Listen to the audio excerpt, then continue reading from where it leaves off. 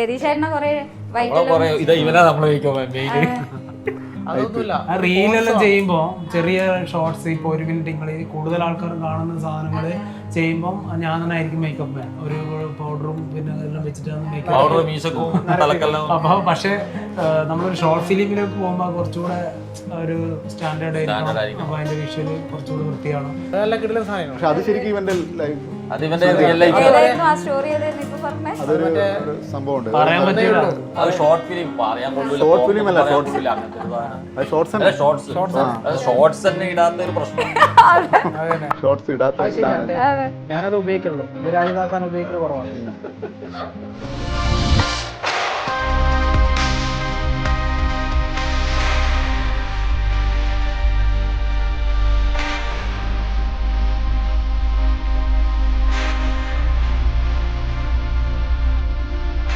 നിങ്ങൾക്ക് ചിരിക്കാൻ ഇഷ്ടമാണോ? ചിരിക്കുന്നതിനോടൊപ്പം തന്നെ നമ്മളെ ചിന്തിപ്പിക്കുകയും കൂടി ചെയ്താലോ? ഒരേ സമയം നമ്മളെ ചിരിപ്പിക്കുകയും ചിന്തിപ്പിക്കുകയും ചെയ്യുന്ന ഒരു ടീമിൻ്റെ കൂടെയാണ് ഞാൻ ഇന്നുള്ളത്. ആരാണെന്നല്ലേ? നമ്മുടെ കണ്ണൂരിൻ്റെ തനത് ഭാഷയിൽ സംസാരിക്കുന്ന ടീം ഗുണ്ടിനോടൊപ്പമാണ് ഞാൻ ഇന്നുള്ളത്. കുറച്ചു നേരം നമുക്ക് അവരുടെ വിശേഷങ്ങളുമായി അവരോടൊപ്പം കുറച്ചു നേരം സമയം ചെലവഴിക്കാം. നമസ്കാരം. ടീം ഗുണ്ട് എന്ന് പറയുമ്പോൾ നിങ്ങളുടെ പേരുകൾ എല്ലാവർക്കും അത്ര സുപരിചിതമല്ലാന്ന് തോന്നുന്നു. ടീം ഗുണ്ട് ഒഫീഷ്യൽ ഗുണ്ട് എന്ന് മാത്രമേ എല്ലാവരും പറയുള്ളൂ. നിങ്ങളെ ഓരോരുത്തരെയും പരിചയപ്പെടുത്തി കഴിഞ്ഞാൽ വലിയ കാര്യമായിരിക്കും. ഇത്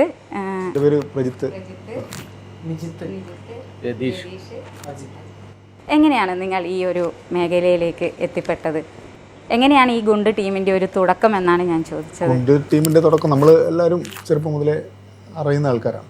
രതീഷ് ഞാൻ ക്ലാസ്മേറ്റാണ്. പിന്നെ നീത്തിനെ അറിയാം. അതുപോലെ തന്നെ അജിത്ത് നാട്ടിലുണ്ടാവില്ല എന്നേ ഉള്ളൂ, എന്നാലും നമ്മളായിട്ട് പരിചയമുള്ള ആൾക്കാരാണ്. പിന്നെ നമ്മളെല്ലാവരെയും ഏറ്റവും കൂടുതൽ അജിത്തിൻ്റെ ഒരു ഡ്രീമാണ് ഈ അഭിനയം, അങ്ങനെയല്ല ഉള്ളത്. പക്ഷേ ഇത് ഇപ്പം ഞാനിപ്പം ഫോട്ടോഗ്രാഫി മേഖലയാണ്. അതുപോലെ നമ്മൾ 4 ആളും ഓരോരുത്തരും വിവിധമായ മേഖലയിൽ ജോലി ചെയ്യുന്നവരായിരിക്കും. അതെ അതെ. അപ്പോൾ ഒരു ഷോർട്ട് ഫിലിം സ്റ്റാർട്ട് ചെയ്ത് അതിൽ ആദ്യം ഇവർ നിജിത്താണ് അതിൻ്റെ സ്ക്രിപ്റ്റ് ചെയ്തത്. ഒരു ചെറിയൊരു അപ്പോൾ ഇതിന്റെ സ്ക്രിപ്റ്റ് ഒക്കെ ചെയ്യുന്നത് നിജിത്താണ്. Okay okay. നീത്തയും അയിത്തയും ഷോർട്സിൻ്റെ അങ്ങനെ എല്ലാവരും കണക്ട് ചെയ്തു. പക്ഷേ വലിയ ത്രെഡുകളെല്ലാം അധികം നീത്തും അയിത്തുമാണ് ചെയ്യുക. അപ്പോൾ ആ ഒരു ഷോർട്ട് ഫിലിം, അതായത് ഗുണ്ട് എന്ന് പറഞ്ഞൊരു ഷോർട്ട് ഫിലിമിന് അയിത്തിൻ്റെ ബേസിൽ ചെയ്തു. നീത്താണ് അതിൻ്റെ സ്റ്റോറി.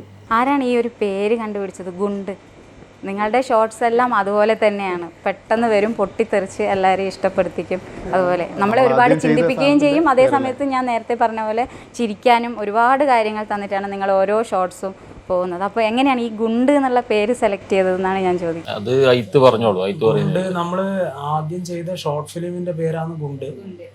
അപ്പോൾ അതിനെ അങ്ങനെ ഇടാനൊരു കാരണം, അങ്ങനെ പ്രത്യേകിച്ചൊന്നും കാരണമൊന്നുമില്ലേനു. ഒരു കുറച്ച് സ്പെഷ്യലായിട്ട് ക്യാച്ചിങ് ആയിട്ടുള്ള ഒരു പേര് വേണമെന്ന് വിചാരിച്ചിട്ട് ഗുണ്ട് എന്ന് പറയുമ്പം കാണാൻ വളരെ ചെറുതാണെങ്കിലും വലിയ ഒരു പൊട്ടിത്തെറി ഉണ്ടാക്കുന്ന ഒരു സാധനമാണ്. അപ്പോൾ അങ്ങനെയാണ് നമ്മൾ ആ പേരിട്ട്. പിന്നെ അത് നമ്മളെ ചാനൽ യൂട്യൂബിലും ഫേസ്ബുക്കിലും ഇൻസ്റ്റാഗ്രാമിലും അതേ പേര് നമ്മൾ ചാനലിലും കൊണ്ടുവന്നതാണ്. ഇപ്പോൾ ആ പേരിലൊരു വ്യത്യസ്തതയുണ്ട്. ഇപ്പോൾ എല്ലാവരും പറയുമ്പോൾ അതിനൊരു വ്യത്യസ്തതയുണ്ട് എന്ന് പറയും. ആദ്യം ചെയ്ത ഷോർട്ട് ഫിലിമിന്റെ പേരാണ് ഗുണ്ട്. അത് തന്നെ നിങ്ങൾ ചാനലിന്റെ പേരാക്കി മാറ്റുകയാണ് ചെയ്തത് അല്ലേ? പിന്നെ അത് ആ ചെറിയ ഒരു 5 മിനിറ്റുള്ളൊരു 5-6 മിനിറ്റുള്ള ഷോർട്ട് ഫിലിമാണ്.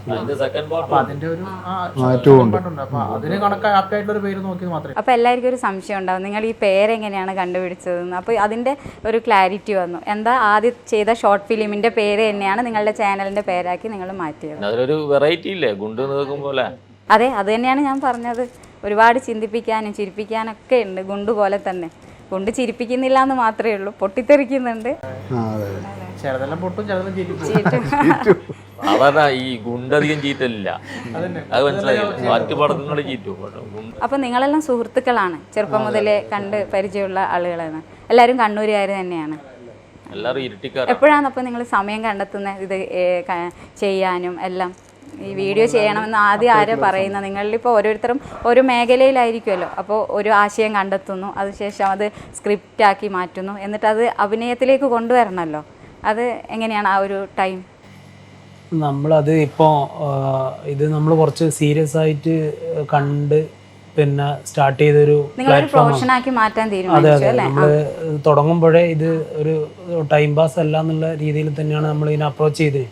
അപ്പോൾ ആ രീതിയിൽ തന്നെ അതിനു വേണ്ടി സമയം നമ്മൾ കണ്ടെത്തണം. അപ്പോൾ നമ്മളെ പ്രൊഫഷൻ്റെ ഇടക്ക് എല്ലാവരും ഓരോരോ തിരക്കുകളുടെ ഇടക്കും ഫാമിലീൻ്റെ സമയം എല്ലാം മാറ്റി വെച്ചിട്ടാണ് നമ്മൾ ഇതിനകത്തേക്ക് സമയം കണ്ടെത്തുന്നത്. അപ്പോൾ അത് അത്രയും ആത്മാർത്ഥത ഇതിനോട് കൊടുത്തത് കൊണ്ട് തന്നെയാണ് നമ്മൾ അങ്ങനെ സമയം കണ്ടെത്തി ചെയ്യുന്നത്. അപ്പോൾ എപ്പോഴാണോ നമുക്ക് സമയം ആവശ്യം ആ സമയത്ത് നമ്മൾ ബാക്കിയെല്ലാം ഫ്രീ ആക്കി നമ്മളെല്ലാവരും ഒത്തുചേർന്ന് അതിൻ്റെ കാര്യങ്ങളിലേക്ക് പോവുക ചെയ്യുന്നത്. പലപ്പോഴും ഞാൻ ചോദിക്കണം വിചാരിക്കുന്നത്, നിങ്ങളുടെ ലൊക്കേഷൻ എന്ന് പറയുന്നത് വളരെ നാട്ടിൻപുറം, നല്ല മനോഹരമായ സ്ഥലം, ഇതൊക്കെ ഈ കണ്ണൂർ തന്നെയാണോ അല്ല വേറെ എവിടെയെങ്കിലും പോയിട്ട് നിങ്ങൾ ഷൂട്ട് ചെയ്യാറുണ്ടോ? അല്ല, നിങ്ങളുടെ പരിസര പ്രദേശങ്ങളിൽ തന്നെയാണ് നമ്മളെ നാട് തന്നെ? ഈ ഇരിട്ടീൻ്റെ തന്നെ പല നമ്മളെ അടുത്തടുത്ത സ്ഥലങ്ങളുണ്ടല്ലോ, നമ്മളാരും ചിലപ്പോൾ എക്സ്പ്ലോർ ചെയ്യാത്ത സ്ഥലങ്ങളുണ്ട്, ഒരുപാടുണ്ട്.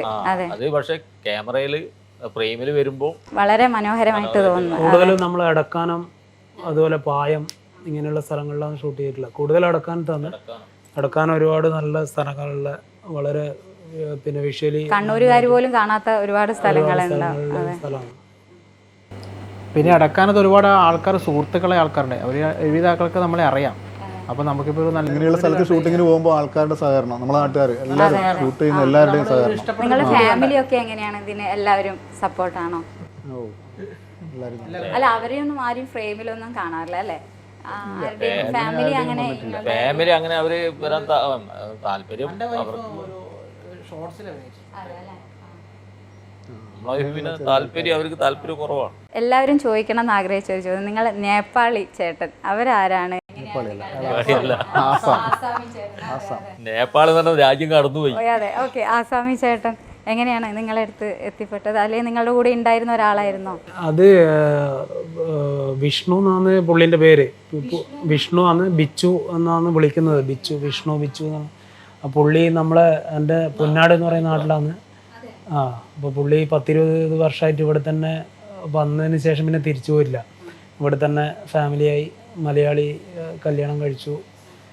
നമ്മളെ നാട്ടിൽ തന്നെ അതെ, ഇവിടെ തന്നെ കുട്ടികളെല്ലാം ഇവിടുത്തെ സ്കൂളിൽ പഠിക്കുന്നു. അങ്ങനെ ഇവിടെയുള്ള ഒരു നാട്ടുകാരനായിട്ട് പുള്ളി ജീവിക്കുന്ന ഒരാളാണ്. എനിക്ക് ഒരുപാട് കാലമായിട്ട് പുള്ളീനെ അറിയാം, നമ്മളെ നാട്ടുകാരനാണ്. നമ്മളിങ്ങനെ ഒരു മലയാളത്തിൽ അത്ര ഫ്ലുവൻ്റ് ആയിട്ടില്ല, എന്നാലും മലയാളം എല്ലാവരോടും നന്നായിട്ട് സംസാരിക്കും. അജിത്തിൻ്റെ തന്നെ ഞാൻ കണ്ടതിൽ ഒരുപാട് ചിരിച്ചു വന്നിട്ടുണ്ട്. ഈ നേപ്പാളി പെൺകുട്ടിയെ, നേപ്പാളി അല്ലേ, എനിക്ക് ഒപ്പിച്ചു തരാൻ പറ്റും, സണ്ണി ലിയോണിന്റെ ഫോട്ടോ കാണിച്ചിട്ട് ചോദിക്കുന്നത്, അത് ഒരുപാട് വൈറലായ വീഡിയോ ആണെന്ന് തോന്നുന്നു അല്ലേ? ബിച്ചുവിന്റെ കൂടെയുള്ള എല്ലാ വീഡിയോയും ആ ഓണത്തിന് കുപ്പി വാങ്ങാൻ വെയിറ്റ് ചെയ്യുമ്പോൾ അവര് സദ്യ ഒരുക്കാൻ വേണ്ടിട്ട് വീഡിയോ ആണ്. കാരണം ബിച്ചുവിന് ഒരു പ്രത്യേകതയുണ്ട്. മൊത്തത്തില് ബിച്ചുവിനെ കാണുമ്പോൾ ആൾക്കാർക്ക് ഒരു ഇതുവരെ അങ്ങനെ ഒരാളെ രൂപത്തിലും ഭാവത്തിലും എല്ലാം നമ്മൾ ഈ പിന്നെ ഈ അതിഥി തൊഴിലാളികളെ വെച്ചിട്ട് ഇങ്ങനെയുള്ള റീൽസ് മലയാളികൾ ചെയ്യുന്നതും അങ്ങനെയില്ല. മലയാളികൾ അതിഥി തൊഴിലാളിയായിട്ട് അഭിനയിച്ചതേ ഉള്ളൂ. അതിഥി തൊഴിലാളി ഡയറക്റ്റ് അഭിനയിച്ച അഭിനയിച്ചൊന്നുമില്ല. പിന്നെ അത് മാത്രമല്ല, ആ ഒരു കോംബോ പറയുന്നത് നമ്മള് അങ്ങനെ പലപ്പോഴും നമ്മൾ ചേർത്ത് നിർത്തുന്ന പോലത്തെ കുറെ സാധനങ്ങൾ ചെയ്യും. ഇതിന്റെ എല്ലാം മുകളിൽ ബിച്ചു നന്നായിട്ട് തന്നെ ആക്ട് ചെയ്യുന്നുണ്ട്. നന്നായിട്ട് ആക്ട് ചെയ്യും. നമ്മളെ കഴിവുള്ള ആളാണ്. ഇപ്പൊ തന്നെ ഇപ്പൊ നമ്മളെ വീഡിയോന്റെ അടിയിൽ തന്നെ ഒരുപാട് കമന്റ് വരുന്നുണ്ട്, ബിച്ചു എവിടെ, ബിച്ചു എവിടെയാണ്. സത്യത്തിൽ ബിച്ചു നമ്മളെ കൂടെ തന്നെ ഉണ്ട്, പക്ഷെ നല്ലൊരു കണ്ടന്റിന്റെ അങ്ങനല്ല. എന്താ വെച്ചാൽ നമ്മള് സ്ഥിരമായിട്ട് പിന്നെ എപ്പോഴും ഉപയോഗിക്കാൻ പറ്റുന്ന ഒരു ക്യാരക്ടർ അല്ലല്ലോ ബിച്ചുവിന്റെ. അപ്പൊ ബിച്ചുവിന് പറ്റിയ ത്രെഡ് എപ്പോഴാണോ വരുന്നത് എല്ലാവരും ഇപ്പൊ അന്വേഷിക്കാനുള്ള കാരണം എന്ന് വെച്ചാൽ ബിച്ചുവിന് പറ്റുന്നത് മാത്രം ബിച്ചുവിന് കൊടുക്കുന്നോണ്ടായിരിക്കും. ഞാൻ ചില കമന്റ് ശ്രദ്ധിക്കുന്നുണ്ട്, നിങ്ങളുടെ വിച്ചുവും യദുവും എവിടെ, യദു രാജിവെച്ചോ എന്നെല്ലാം നിങ്ങളുടെ കമന്റ്. പഠനം റെസ്യൂം ചെയ്യാൻ വേണ്ടിട്ട് പുള്ളി യദുവിന് ഒരു ഡ്രീം ഉണ്ട്. യദു ഇതേപോലെ തന്നെ ഒരു ഫിസിക്കൽ എഡ്യൂക്കേഷന്റെ ഇപ്പൊ അത് അങ്ങനെ ഫോട്ടോയിൽ മാത്രമല്ലല്ലോ. ഇപ്പം സാധാരണ ഇപ്പൊ ഞാൻ എൻ്റെ ഫാമിലി ആയിട്ട് എവിടെയും കല്യാണത്തിന് പോയി കഴിഞ്ഞാലും എന്നോട് അവിടെയുള്ള ആള് ബിച്ചുവിനെ കൂട്ടിയില്ല എന്ന് ചോദിക്കല്. എൻ്റെ ഭാര്യയും മോളും ഇപ്പം ഓൾ തന്നെ നോക്കൂ, ബിച്ചുവിനെ കൂട്ടിയില്ല, അല്ല നിങ്ങളെ കൂടെയുള്ളവനെ കൂട്ടിയില്ല, മറ്റേ ആളെ കൂട്ടിയില്ല. അപ്പൊ ഇവരൊന്നും ആ കല്യാണത്തിന് വിളിച്ചിട്ടുണ്ടാവില്ല. എന്റെ ബന്ധത്തിലുള്ള കാണുന്നവരെപ്പോഴും ഒന്നിച്ചുള്ളത് കൊണ്ട് പിന്നെ ബിച്ചുവിനെല്ലാം അവരെപ്പോഴും ഇങ്ങനെ നമുക്ക് പിന്നെന്ന് പറഞ്ഞാൽ നമ്മള് ഇപ്പൊ നമ്മൾ കഴിഞ്ഞ ദിവസം ഒരു ഫോട്ടോ എടുത്തതിന്റെ അടിയിലെല്ലാം ഒരുപാട് ഇങ്ങനെ നമ്മള് 4 പേരും കൂടെ ഒരു ട്രിപ്പ് വേറൊരു ആവശ്യത്തിന് വേണ്ടി പോയതാ. അത് എന്ന് വെച്ചാൽ നമ്മള് ബേസിക്കലി നമ്മളിത് റൺ ചെയ്യുന്നത് നമ്മള് 4 പേരുമാണ്. ഇതിൻ്റെ മെയിനായിട്ട് നമ്മൾ ഇതിനെ റൺ ചെയ്ത് ഈ ഒരു സംരംഭം മുന്നോട്ട് കൊണ്ടുവന്നതും തുടങ്ങിയതും നമ്മൾ 4 പേരുമാണ്. ഇതിൻ്റെ അതിനെ മുന്നോട്ട് കൊണ്ടുപോകുന്ന ആൾക്കാർ.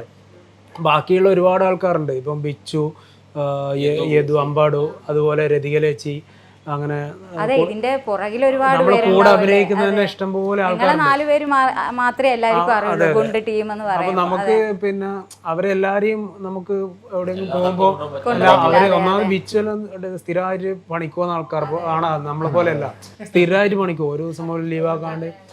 അപ്പൊ അത് ആ ഷോർട്സിൽ തന്നെ കാണാം. അതുകൊണ്ട് അങ്ങനെ നമുക്ക് എപ്പോഴും കൂട്ടി നടക്കാൻ പറ്റൂല. പിന്നെ നമ്മൾ എവിടെ പോകുമ്പോ നമ്മളോട് ചോദിക്കുവോ, നമ്മളോട് ചോദിക്കുന്ന അറിയാം, നിങ്ങളെ മറ്റേ ബിച്ചുവിനെ ചോദിക്കുക. നിങ്ങള് ലാംഗ്വേജ് മാറ്റലേ ഇല്ല അല്ലെ? നമ്മളെ കണ്ണൂർ ഭാഷയിൽ തന്നെയാണ് പലപ്പോഴും ഞാനിപ്പോ സംസാരിക്കുന്നത് കണ്ണൂർ ഭാഷയിലല്ല എന്ന് എനിക്ക് തോന്നാറുണ്ട്. ഞാൻ കുറച്ചുകൂടെ മോഡിഫൈ ചെയ്തിട്ടാണ് നിങ്ങളോട് ഇപ്പൊ സംസാരിക്കുന്നത്. അല്ലെ ഉയ്യന്റെ അപ്പ നിങ്ങളെന്നാ ചെയ്യുന്നതെന്നൊന്നും ഞാൻ പൊതുവെ എന്റെ വീഡിയോയിൽ ഞാൻ അങ്ങനെ പറയാറില്ല. അതേപോലെ സംസാരിക്കാലോ നിങ്ങളോട്. അതെ അതെ. അല്ല അതല്ല, അത് നിങ്ങൾ മാറ്റുന്നില്ല ആ ശൈലി, അതുകൊണ്ടാണ് എല്ലാവർക്കും ഇഷ്ടപ്പെടുന്നത്. ആദ്യം നമുക്കൊരു തോന്നലുണ്ടായിരുന്നു ഇത് സെറ്റ് ആവുമെന്നുള്ളത്. പക്ഷെ അതില് എന്ന് വെച്ചാൽ അത് മാറ്റണ്ടെന്നുള്ളത് പറഞ്ഞതായിട്ടാ. രതീഷേട്ടന്റെ വീട്ടിൽ എന്നെ കൊണ്ട് പറയിക്കണ്ടെന്ന് പറഞ്ഞില്ലേ സമയേ ശരണമയ്യപ്പ. അത് നമ്മളേതായ ഒരു സ്റ്റൈലില് പിന്നെ നമ്മൾ വീഡിയോ ചെയ്യുമ്പോൾ അതിന് ഒരു ആക്സെപ്റ്റൻസ് കിട്ടുന്നവരെ ചിലപ്പോൾ ഇത് മോശമാണെന്നെല്ലാം പറയും. പക്ഷെ ആൾക്കാർ അത് അംഗീകരിച്ച് കൊടുക്കുമ്പോൾ അതൊരു യുണീക്ക് ആയിട്ടുള്ള ഒരു സംഭവം. നമുക്ക് നമ്മുടെ കുറച്ച് കയ്യിൽ നിന്നുള്ള ഔട്ട്പുട്ടൊക്കെ കൊടുക്കാൻ പറ്റുന്നത് നമ്മളെ ഭാഷയിലായിരിക്കും. വേറെ ഭാഷ ചെയ്യുമ്പോൾ അല്ല, അത് മാത്രല്ല കണ്ണൂർ ഭാഷ എന്ന് പറഞ്ഞാല് വെറുതെ ഒരു അക്ഷരം കൊണ്ടുള്ള ഭാഷയല്ല. ഒരു മുക്കലിന് പോലും കണ്ണൂർ ഒരു അർത്ഥമുണ്ട്. ഒരു മുക്കലിനും ഒരു മൂളലിനും പിന്നെ നല്ല ഒരാളാക്കിയാല് അതിന് പല അർത്ഥങ്ങളുണ്ട്. അപ്പോ ഒന്ന് നോക്കിയിട്ട് ചെറിയ അങ്ങനെയുള്ള കണ്ണൂരിന് ഭാഷ എന്ന് പറഞ്ഞാൽ വളരെ ആരും ചോദിക്കൂല. കണ്ണൂർക്കാർ മാത്രമേ ഏന്ന് ചോദിക്കൂ. ആരും ചോദിക്കുക ബൂം ബൂം ബൂം ബൂം ബൂ ആരും പറയാം അങ്ങനെ വീഴും വീഴും വീഴുന്നേ അറിയൂ. അല്ല, ഉയ്യന്റെ അപ്പ തന്നെ നമുക്ക് 2 ഇതിൽ ഉപയോഗിക്കാം. ഉയ്യന്റെ അപ്പ എന്ന് ഉപയോഗിക്കും, അതുപോലെ എന്തെങ്കിലും മോശത്തിലും നമ്മൾ ഉയ്യന്റെ അപ്പ ഉപയോഗിക്കും, നല്ലതിനും ഉയ്യന്റെ അപ്പ പറയും. അതെ, അത് ഇപ്പോൾ ഓരോ ജില്ലയിലെ ഭാഷക്ക് അവരുടേതായ കാര്യങ്ങൾ ഉണ്ടാവുമല്ലോ. നമ്മളെ കണ്ണൂരിന് അങ്ങനത്തെ കുറേ ഉണ്ട്. നിങ്ങളുടെ ശരിക്കുള്ള ഡ്രീം എന്താണ് ഇനി മുന്നോട്ട്? നമ്മള് പിന്നെ അങ്ങനെ ഡ്രീം എന്ന് പറഞ്ഞു കഴിഞ്ഞാൽ അങ്ങനെ ഒരു ഡ്രീം അല്ല. നമ്മളങ്ങനെ കുറച്ച് കാര്യങ്ങൾ മനസ്സിൽ വിചാരിച്ചിട്ടുണ്ട്. അതൊന്നും ഒരു ഡ്രീം അല്ല, അതൊന്നും നമ്മൾ ചെയ്യാൻ ഉദ്ദേശിക്കുന്ന കാര്യങ്ങളാണ്. ഉറപ്പായിട്ട് അതെല്ലാം നടക്കും. രതീഷേട്ടനും ഫ്യൂച്ചറിൽ ഞാനൊരു ജഗതി ശ്രീകുമാറിന്റെ റോള് സിനിമയിലേക്ക് മാറ്റി വെച്ചതുപോലെ തോന്നുന്നുണ്ട് കേട്ടോ. അതെ, കാരണം കോമഡി അതേപോലെ ഏറ്റവും കൂടുതൽ വിഷമം കോമഡിനേക്കാളും സങ്കടപ്പെട്ടുള്ള റോൾ അഭിനയിക്കാനാന്ന് പറഞ്ഞു കേട്ടിട്ടുണ്ട്. രതീഷേട്ടൻ അത് നല്ല രീതിയിൽ കൈകാര്യം ചെയ്യുന്നുണ്ട്. അതുകൊണ്ടാണ് ഞാൻ ചോദിച്ചത്. നിങ്ങളൊന്നും അല്ല എന്നല്ല, പക്ഷേ രതീഷേട്ടന് കുറച്ചുകൂടി ഒരു മെച്ചുവേർഡും എല്ലാം ഉള്ളത്. അത് പൊതുവില് നമ്മളുടെ ഒരു ബോഡി ലാംഗ്വേജ്, ഒരു മെച്യൂരിറ്റി ലാംഗ്വേജ് പോകുന്ന ഒരു സ്റ്റൈലാണ്. അതുകൊണ്ടാണ് അങ്ങനെ തോന്നുന്നത്. സീരിയസ് ആയിട്ട് എടുത്ത് ഒരു തമാശ പറഞ്ഞു അവര് നേരത്തെ പറയുന്നുണ്ട്. അപ്പോഴെടുത്ത് മച്ചുവരിറ്റി ആണ് ഞാൻ ഭയങ്കര മാഷെന്നാണല്ലോ എല്ലാരും വിളിക്കുന്നത്. അതെന്തുകൊണ്ടാന്നും കൂടെ അറിഞ്ഞോട്ടെ. ശരിക്കും പറഞ്ഞു കഴിഞ്ഞാല് ഞാനിപ്പോ ഒരു 10, 12, 13 വർഷത്തിലേറെയായിട്ട് അധ്യാപന രംഗത്താണുള്ളത്. കോളേജിലാണ് വർക്ക് ചെയ്യുന്നത്, മയിൽ ITM കോളേജ് എന്ന് പറയും. പക്ഷെ പിന്നെ ഞാൻ എല്ലാത്തിലും ഉണ്ട്, ഞാൻ പൊതുപ്രവർത്തനത്തിലും ഉണ്ട്.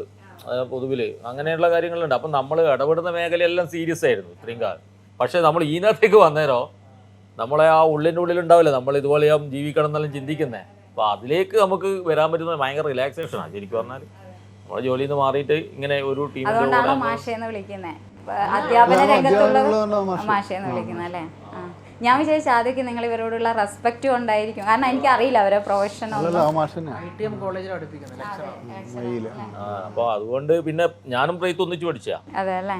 ശരിക്കും ഞാൻ ഗുണ്ടിന്റെ ഭാഗമാകുന്ന തന്നെ പ്രയത്തിന്റെ ഒരു വിളിയിലൂടെയാണ് ശരിക്കും പറഞ്ഞു കഴിഞ്ഞാല്. പിന്നെ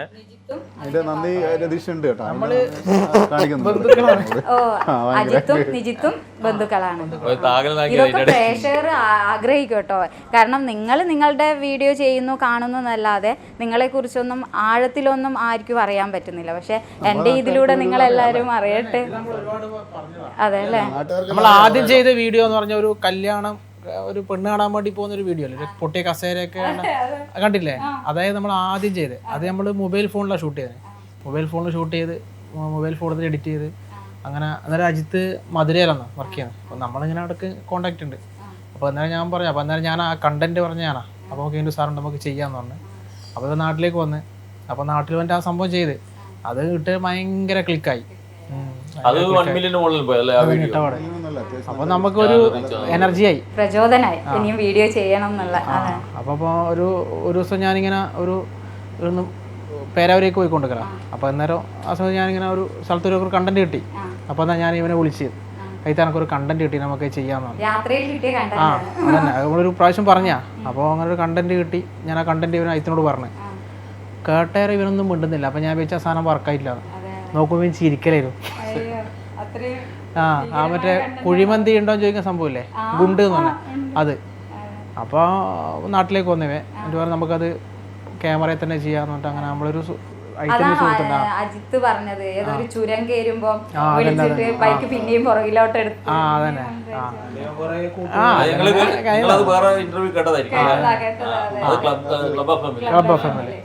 അത് ചിലപ്പം ചിലതിൽ ബൈക്ക് ആയിരിക്കും, ചിലതിൽ ഓട്ടോറിക്ഷ ആയിരിക്കും. ഇനിയിപ്പോൾ കുറച്ച് ഡെവലപ്പ് ചെയ്യണം അല്ലേ, കാറാക്കണം. അല്ല ഇനി കുറച്ച് കാറാക്കണം, കാറിലാക്കണം. ഇനി കൂടെ പറയണം കേട്ടോ, ആ ഞങ്ങളെ ഇന്റർവ്യൂ ചെയ്ത അവര് ഭയങ്കര സെറ്റപ്പിലാണ്. അവരെ BMW കാറിലൂടെ യാത്ര ചെയ്തു. പറയണം അന്ന് എനിക്ക് ആ ഒരു കണ്ടന്റ് കിട്ടിയത്.